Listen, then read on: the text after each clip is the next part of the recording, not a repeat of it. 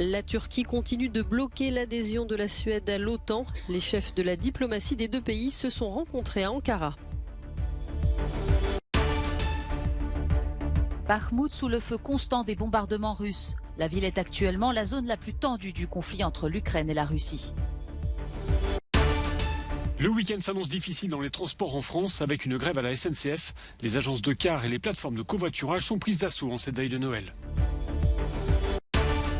Quelle est l'étendue de l'épidémie de Covid en Chine? L'Organisation mondiale de la santé se dit très préoccupée. Les autorités chinoises, elles, se veulent rassurantes. La Suède n'a pas réussi à lever le veto de la Turquie en vue de son adhésion à l'OTAN. Les chefs de la diplomatie des deux pays se sont rencontrés ce jeudi à Ankara. Ils ont évoqué entre autres le refus de la justice suédoise d'extrader un journaliste turc accusé de complicité dans la tentative de coup d'État de 2016. Si nous devons être des alliés de l'OTAN, nous devons voir une coopération concrète dans la lutte contre le terrorisme. Mais nos discussions se poursuivent de manière constructive. Le récent rejet de la décision d'extradition de Bülent Keneç a malheureusement sérieusement empoisonné cette atmosphère.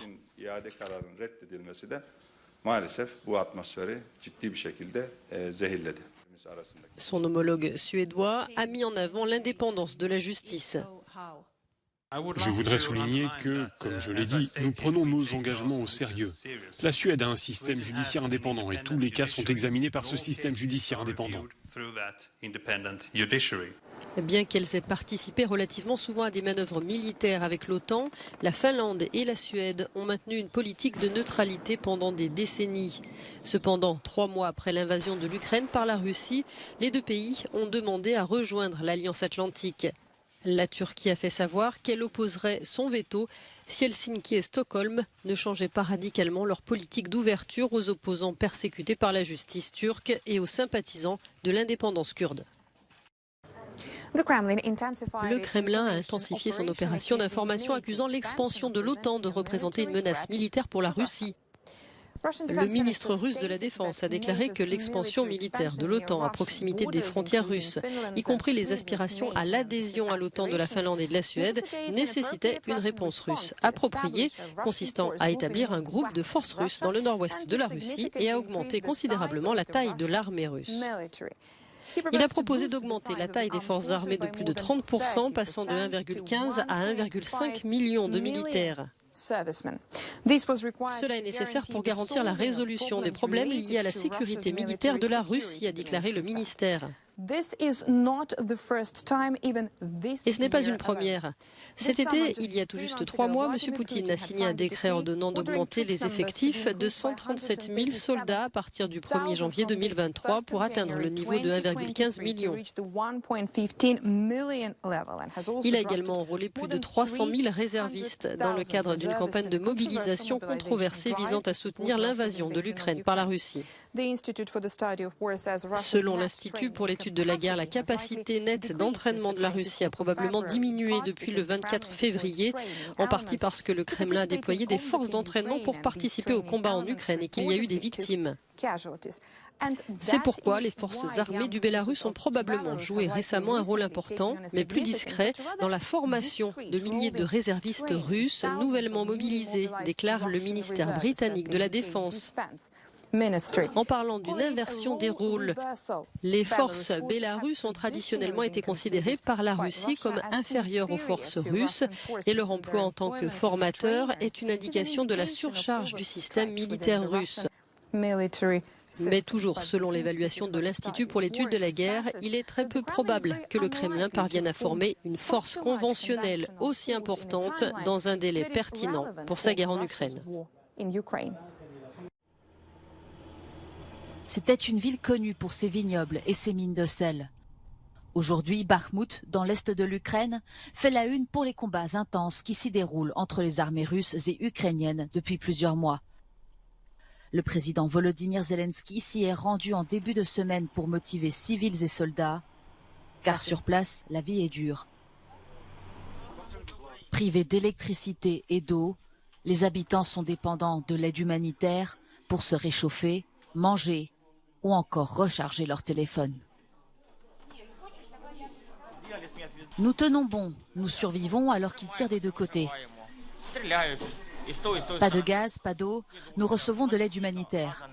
Je n'ai pas d'emploi stable, j'ai juste un travail journalier comme réparateur de vitres cassées par exemple. Mais on tient bon, on ne veut pas quitter notre ville car c'est notre terre.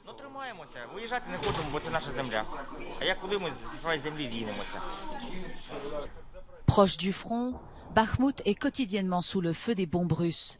Sa conquête est devenue la priorité de Moscou dans son invasion de l'Ukraine.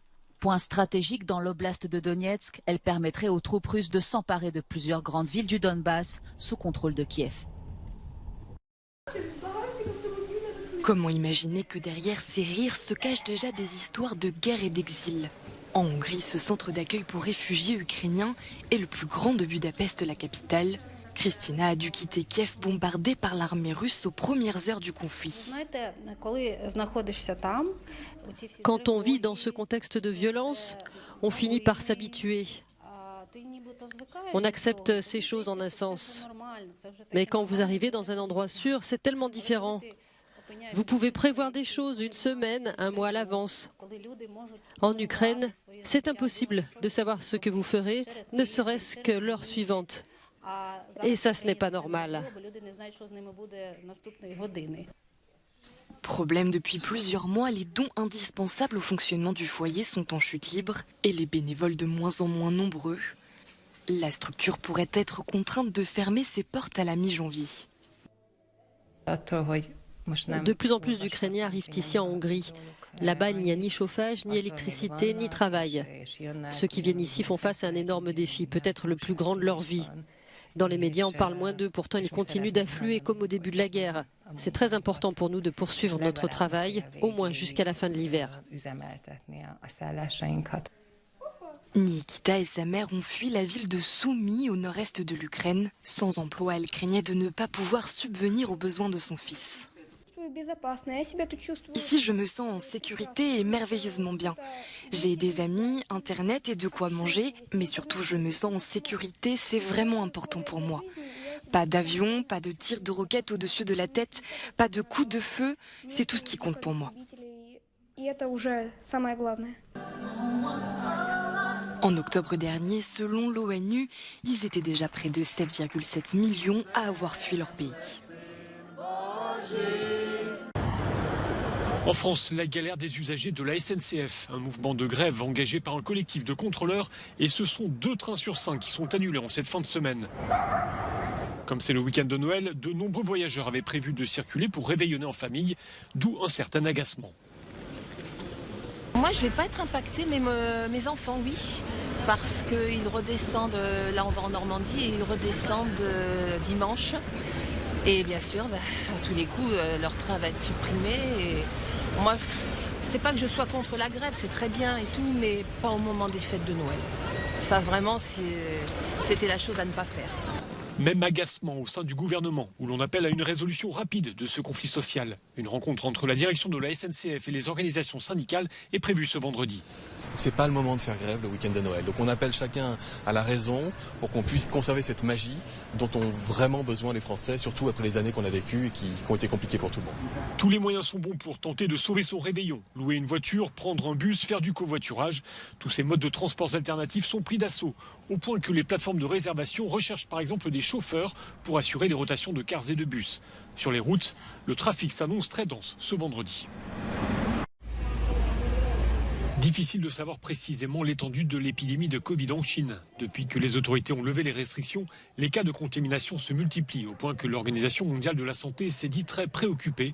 L'OMS qui presse d'ailleurs les autorités pour qu'elles communiquent davantage sur la gravité réelle de l'épidémie. Pékin se défend de toute dissimulation d'informations.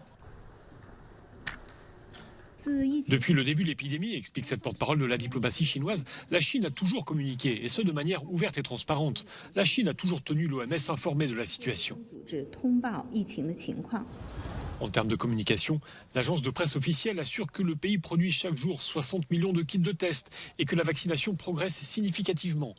Mais dans le même temps, des vidéos amateurs montrent une situation autrement plus préoccupante, avec des hôpitaux submergés, des morgues saturées. On va vers un désastre humanitaire sans précédent, prévient un épidémiologiste français.